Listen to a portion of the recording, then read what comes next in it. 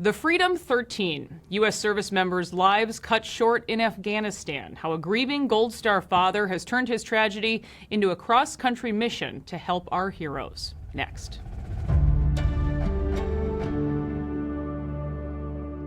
Mark Schmitz, good to see you. Thanks so much for being here. Truly, we are so sorry for your loss. Thank you. Thank you for having me.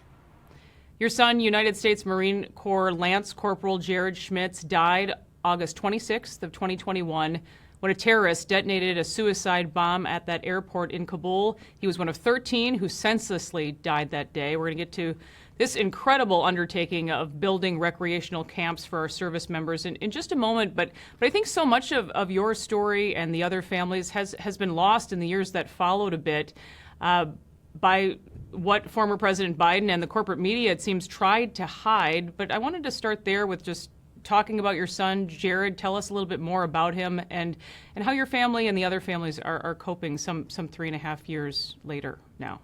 Well, Jared was 20 when he was killed. He's one of 5 kids that we have. His siblings are each struggling in different ways, and we've had to seek counseling for at least half of them.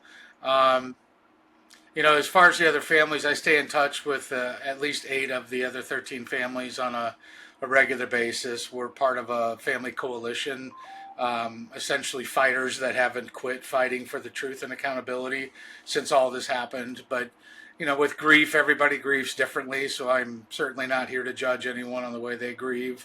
But the 8 of us all pretty much have embraced each other, and we all have the same thoughts about everything that happened, and we're definitely going to continue to fight until we get the answers we deserve. I know you were in close contact, obviously, with your son. He was in Afghanistan for just a very short amount of time. We have a picture here of his last picture. But talk a little bit more about that the chaos that your son was aware of going on in Afghanistan while he was there. Well, the first time I spoke to him was the day after they landed in Kabul. And he told me, I could hear the fear in his voice, but he said he thought he was going to die that first day. When they went out on that outside the Abbey Gate for the first time, it was just utter chaos. He said it was just a sea of people so smashed together, front to back, back to front. If your arms were up in the air, they had to stay in the air. You were that tightly squished together. God forbid you drop your gun, your rifle, you'd be screwed. So he didn't know what was going to happen, that first day. And, obviously things were tense. Everybody was kind of just panicking, trying to figure out how to get out of there. And they were faced with literally an impossible situation. And those brave men and women that were there did a hell of a job getting control of Abbey Gate along with the other gates. And finally were able to get things under control, and they held the upper hand at that point.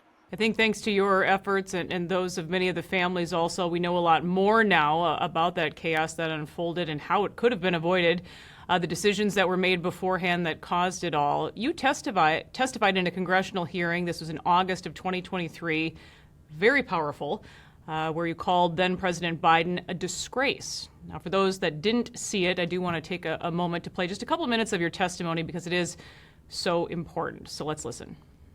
I identify as a father, a husband, a pissed off, fed up American patriot, and now, thanks to this administration, a Gold Star dad, a title no one ever wants to have. Ever since Biden decided to ignore all reliable intelligence from his top advisors and close Bagram Air Force Base, in July 1st, 2021, which directly and immediately led to the Taliban's taking back most of Afghanistan that our warriors previous had fought so hard to control. He said, "Dad, the look on these people's faces was that of utter human desperation, and there's no way that we can save them all." He said he was exhausted and needed to get some rest before going back on the post.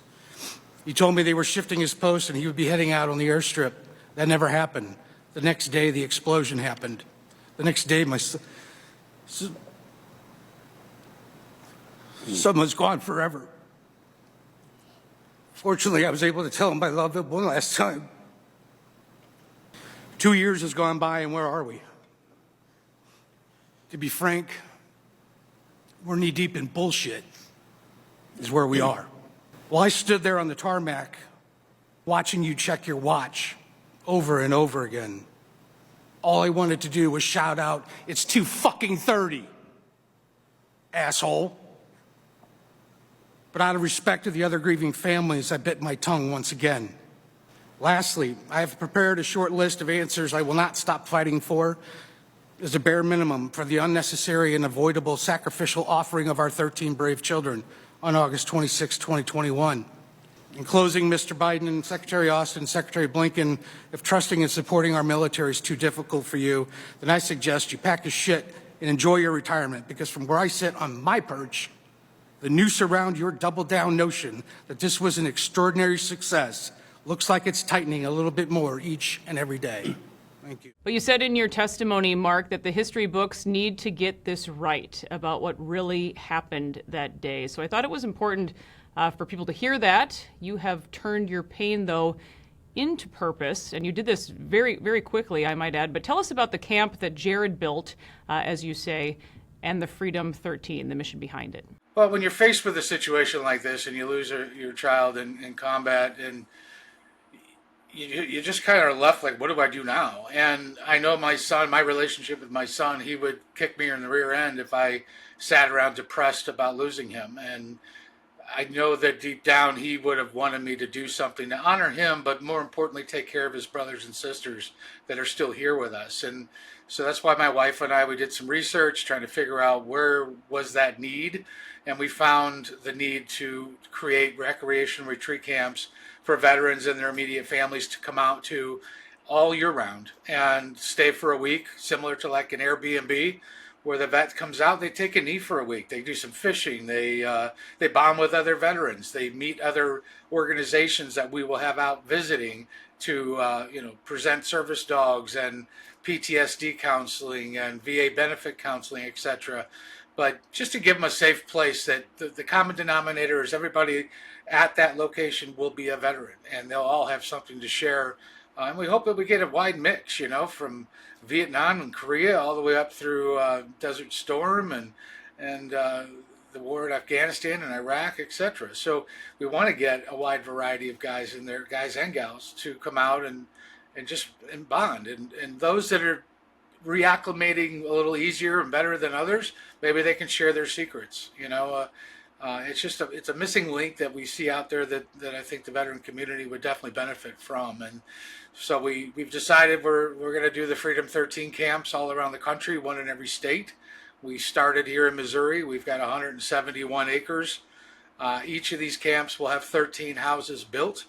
So fast forward, God willing, we'll have 50,000 plus acres, 50 states, 650 houses, and we'll be servicing nearly 30,000 veterans a year. So with the help of those patriots out there that believe in the veterans and want to make sure that they're taken care of as much as we do, that's going to rely on the support of the country to help us get this done.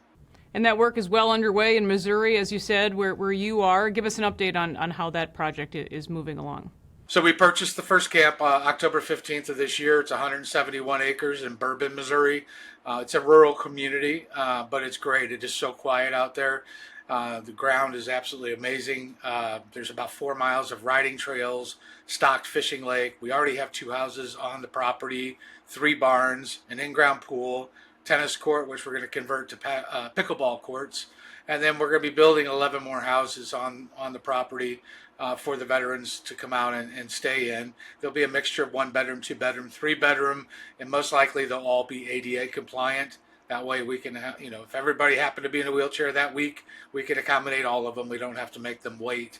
But we'll have a big community pavilion for them to all kind of gather in, and a wonderful fire pit that they can gather around at night. We'll have a centralized chow hall, mess hall, if you will, where the veterans all come from their homes and they come to the main house there, where a veteran and their spouse will be living there full time as a camp director, and they'll eat their breakfast, lunch, and dinner there all together.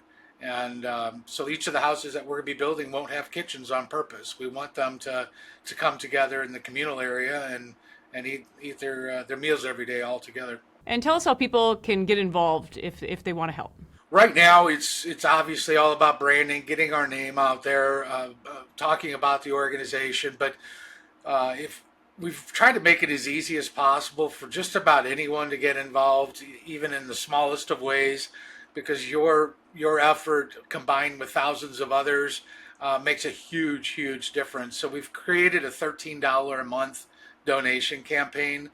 For each camp that we build, we're going to need about 3,000 people signed up to help contribute $13 a month. So you're not breaking your bank, making it nice and affordable for anyone, literally, and we'll keep the operation running smoothly with those funds.